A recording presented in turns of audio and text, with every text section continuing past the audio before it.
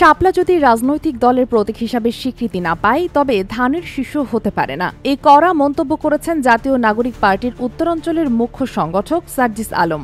বুধবার ৯ জুলাই রাতে নিজের ভেরিফাইড ফেসবুক প্রোফাইলে একটি পোস্ট দিয়ে তিনি এ মন্তব্য করেন। এর আগে নির্বাচন কমিশন শাপলা প্রতীকের ব্যাপারে নীতিগতভাবে নেতিবাচক সিদ্ধান্ত জানায়। এই ঘোষণার পরপরই সার্জিস আলম তার প্রতিক্রিয়ায় লিখেন, শাপলা কোনো জাতীয় প্রতীক নয়, বরং জাতীয় প্রতীকের একটি অংশ। একইভাবে ধানের শীষ, পাটপাতা বা তারকাও জাতীয় প্রতীকের অংশ। সুতরাং যদি শাপলা প্রতীক হতে না পারে তাহলে ধানের শীষ প্রতীক হিসাবে থাকতে পারে না।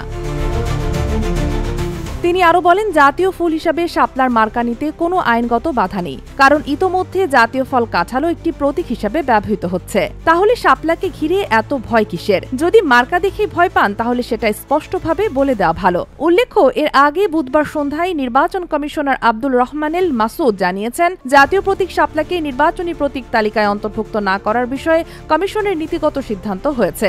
এই সিদ্ধান্ত ঘিরে সামাজিক ও রাজনৈতিক অঙ্গনে নতুন করে আলোচনা শুরু হয়েছে। সার্জিস আলমের পোস্ট সেই বিতর্কে আরও এক প্রকার আগুন ঢেলে দিয়েছে বলেই মনে করছেন বিশ্লেষকরা। Sheikh Masuma, Daily Hour, Bangladesh.